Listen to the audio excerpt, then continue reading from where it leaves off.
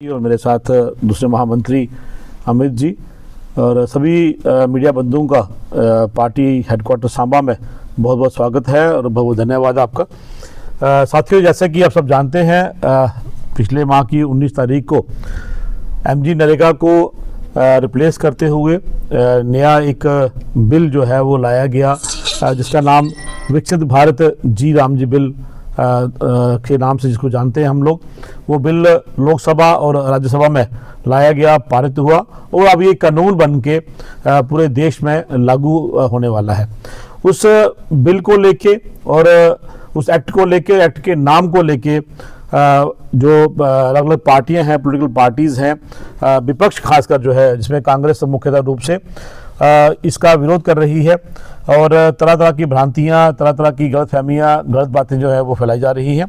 प्रधानमंत्री मोदी जी के आह्वान के ऊपर भारतीय जनता पार्टी और हमारे जितने घटक दल हैं, जो साथी दल हैं, उनसे निवेदन किया गया था कि मीडिया बंधुओं के ज़रिए, प्रेस मीडिया और इलेक्ट्रॉनिक मीडिया के ज़रिए लोगों तक विकसित भारत जी राम जी जो एक्ट है उसमें होने वाले लाभ, उससे होने वाले फ़ायदे जो हैं उसकी जानकारी लोगों को दी जाए। तो आज उसी उपलक्ष्य में आज मैं आपके सामने अपने साथियों के साथ यहाँ मौजूद हूँ। साथियों, सिर्फ एक नाम का रिप्लेसमेंट नहीं है, कहीं ना कहीं हम सब जानते हैं 2005 में लागू किया गया एमजी नरेगा, उस वक्त इसका नाम नरेगा था। बाद में लगभग 4 वर्ष के बाद 2009 में महात्मा गांधी जी के नाम को एनकैश करने के लिए कहीं ना कहीं उस समय की सरकार ने इसके नाम के साथ महात्मा गांधी ऐड किया, जिसको नरेगा को बढ़ा के एमजी नरेगा कर दिया गया।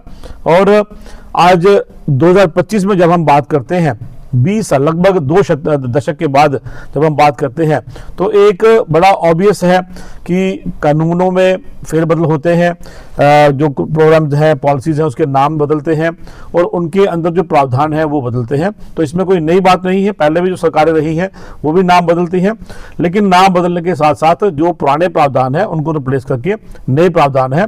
उसकी सबसे बड़ी एग्जाम्पल ये है कि 2011 का अगर आप रिपोर्ट देखें तो एक बहुत बड़ी संख्या में लगभग 24% से ज़्यादा गरीबी रेखा से जो लोग रहते थे, आज वो मात्र 4.6 जो है % गरीबी रेखा के जो लोग रहना शुरू हो गए हैं।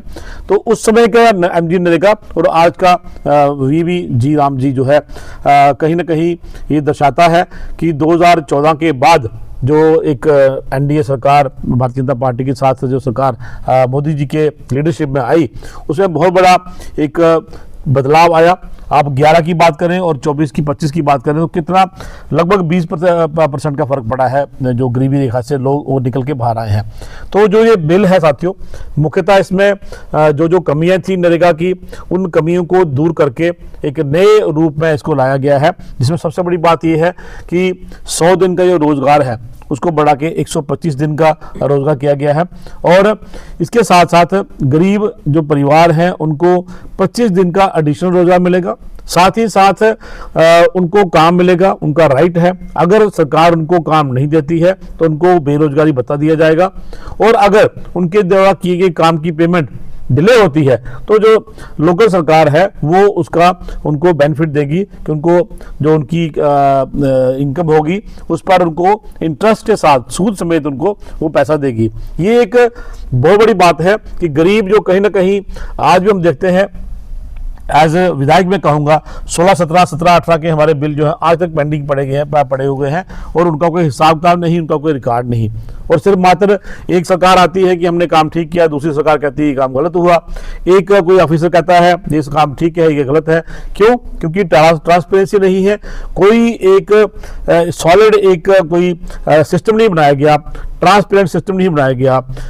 एक जो है बजट की बात करें अगर, कि बजट नहीं बनाया गया, डिमांड की बात की गई, डिमांड जो है एक ओपन डिमांड के नाते कि आपको जितने काम चाहिए आप काम रखिए, काम करते जाएं, उसमें कोई लिमिट नहीं थी। काम चाहिए तब भी काम होता है, काम नहीं चाहिए तब भी काम हो रहा है। उसमें भी एक बहुत बड़ा बदलाव लाया गया है कि अब ऑन डिमांड काम नहीं, जिस तरह बाकी सारी स्कीमों का बजट बनता है, उनकी प्लानिंग होती है, उस प्लानिंग के तहत जो काम रखे जाएंगे उतने ही काम होंगे। कहीं अगर सरकार को लगता है, लोकल राज्य को लगता है कि हमारा यहाँ कोई, जैसे अभी कुछ महीने पहले यहाँ आपदा आई, आपदा के समय में जो स्टेट गवर्नमेंट है, यूटी सरकार है, वो सेंटर को लिख सकती है, वो उसके प्रावधान है कि नरेगा के तहत उसमें अतिरिक्त प्रावधान जो है काम के और फंडिंग के और मैन डेज के जो है वो बढ़ाए जा सकते हैं। और मुख्यतः इसमें अगर मैं बहुत ब्रीफ में आपको बताऊंगा कि वाटर सिक्योरिटी, जल संसाधन जो है उस पर काम होगा, कोर रूरल स्ट्रक्चर, आज आप इंफ्रास्ट्रक्चर, आप अगर आप देखें किसी भी गांव में जाकर देखें, मुझे नहीं लगता 2014 तक कहीं कोई बड़ा असेट बन के तैयार हुआ, कोई बड़ी बिल्डिंग तैयार हुई, कोई पंचायत घर या कोई कम्युनिटी हॉल या कोई ऐसा असेट जो गांव के काम आए, आज तक नरेगा में तैयार हुआ होगा। मात्र मिट्टी का, गलियों का, नालों का काम होता था, खड्डे निकाले जाते थे, खड्डे भरे जाते थे। उसके साथ साथ लाइवलीहुड रिलेटेड इंफ्रास्ट्रक्चर, आपके रोजगार के लिए अपना परिवार पालना है, उसके नाते जो एक इंफ्रास्ट्रक्चर बनेगा उसकी तैयारी, जैसे हमारे यहाँ NRLM है, नेशनल रूरल लाइवलीहुड मिशन, उसमें जो हमारी माता बहनें काम करती हैं, उनको अपना सामान बेचने के लिए कोई जगह नहीं है। ये बहुत बड़ी समस्या थी जो हमने असेंबली में भी उठाई। इस नरेगा के तहत आप उस तरह के स्ट्रक्चर बना सकते हैं जहां पर वो बहनें आके अपना सामान रखें और सामान बेचें। इस तरह की कई, जैसे हायर एम्प्लॉयमेंट की गारंटी की इसमें योजना है। और आपके जो पेमेंट की मैंने बात की कि पेमेंट अगर डिले होती है तो उसका जो है बेनिफिट इंटरेस्ट उसके साथ देंगे। इसके साथ साथ जो अगर आप काम नहीं देते हैं तो भत्ता देना पड़ेगा। सबसे बड़ी बात ये थी कि किसान को एक शिकायत होती थी कि मेरे सीजन में जब मैं कटाई बुराई करता हूं तो लोग नरेगा का काम करते हैं, लोग लेबर का काम करते हैं, मेरे यहाँ कोई काम करने नहीं आता। आज सरकार ने, सेंट्रल गवर्नमेंट ने इस एक्ट के तहत हमारी लोकल सरकार को ये प्रावधान दिया है कि आप अपने वहाँ जो कटाई और बुआई का सीजन है उसके हिसाब से 60 दिन का एक पॉज दे सकते हैं। 60 दिन का एक जो नरेगा से पॉज दे सकते हैं कि उन 60 दिनों में नरेगा के काम नहीं होंगे। जो ये बीबी जो नया नाम से जी राम जी एक्ट में जो कार्य लाया गया है कि उसके काम नहीं होंगे, क्योंकि उस वक्त किसान को लेबर की जरूरत है। तो 60 दिन का जो पॉज है उसमें किसानी के काम होंगे। उस तरह से किसान भी जो है वो बेफिक्र होगा कि मुझे इसके बीबी जी राम जी एक्ट के तहत जो लेबर मिलती है उसकी वजह से मुझे नुकसान नहीं होगा। वो जो मजदूर है, जो लेबर है, वो उसकी खेती में के काम करेंगे। इसी तरह पानी की बात करें, पानी के स्थित संसाधन है, कुएं हैं, बोरवेल है। 2012-13 तक हमने देखा कि मिट्टी निकाली जाती थी, मिट्टी भरी जाती थी, लेकिन अमृत सरोवर एक जो स्कीम माननीय मोदी जी ने लाई थी उसके तहत MG नरेगा में बहुत सारे काम हुए। लेकिन जितनी ये डेवलपमेंट हुई है, जो गरीबी रेखा से लोग बाहर आए हैं, ये सारा 2014 के बाद जो है इसका यह हुआ है। इन सभी चीज़ों को उसमें इंक्लूड किया गया है। और इसके साथ साथ जो हमारे फ्लड रिलेटेड काम होते हैं, जैसे अभी मैंने बात की कि यहाँ आपदा आई तो फ्लड रिलेटेड काम नहीं हो सके, उनको इंक्लूड किया गया है कि इन एडिशन टू नॉर्मल जो काम होते हैं, आप आपदा से रिलेटेड जो काम है वो भी आप जो है कर सकते हैं। अब ये नरेगा को चेंज करने की जरूरत क्यों पड़ी, ये भी एक बहुत बड़ा सवाल है।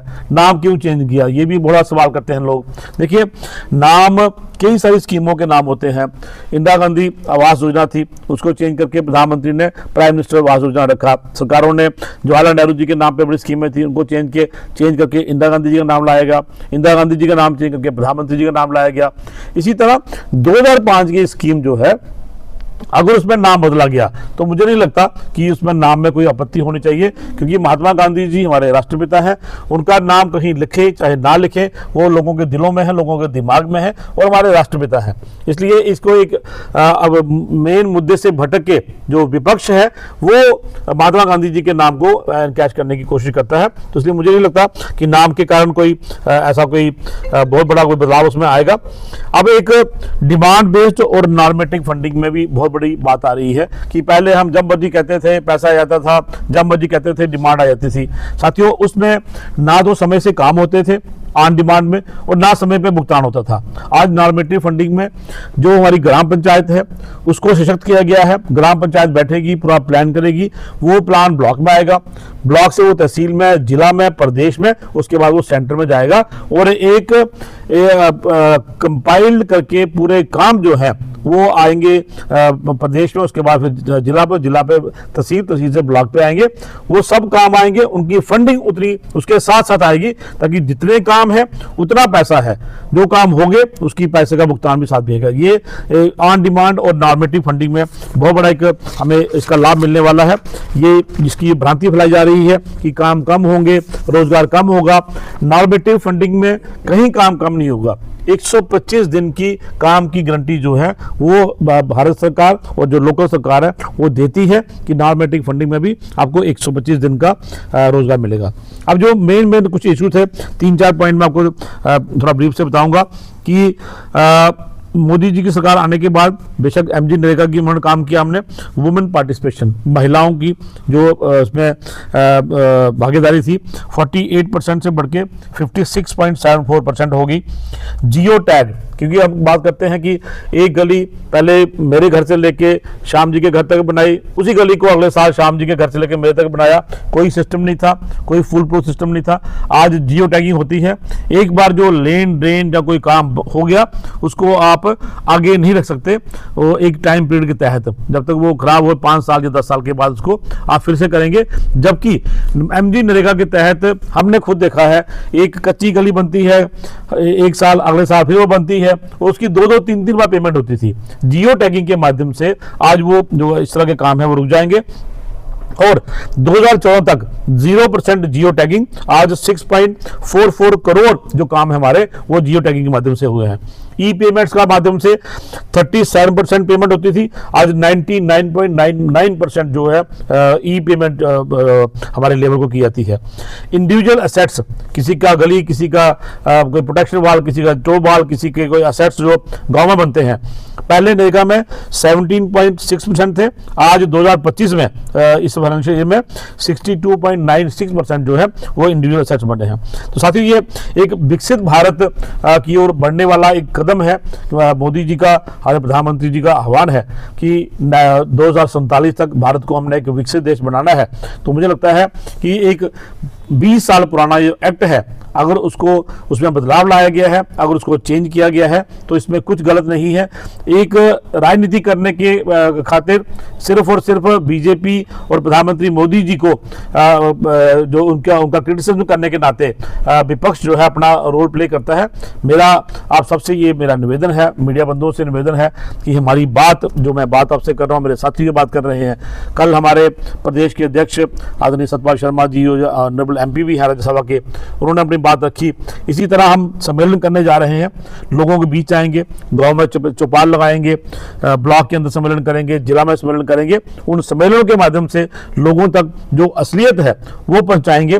इसमें बहुत सारे डाटाज भी हैं जो मैं आपको इसकी कॉपी भी उपलब्ध कर दूंगा, लेकिन जो मोटी मोटी जो बातें मैंने आपसे कही है, मेरा निवेदन है कि विकसित भारत जी राम जी जो एक्ट, जो कानून लागू किया गया है, उस कानून को, उसके उनके फायदे, उससे होने वाले जो डेवलपमेंट के काम है, इस तरह की सभी बातें जो है आम जनमानस तक पहुंचाई जाएं। उसी माध्यम, उसी उपलक्ष्य में आज हम आपके सामने यहाँ आए थे। आप सबने यहाँ आप हमारे हेडक्वार्टर पे आए और हमारी बातों को आप लोगों तक पहुंचाएंगे, इसी अपेक्षा के साथ आप सबका बहुत बहुत धन्यवाद। जय हिंद, जय भारत।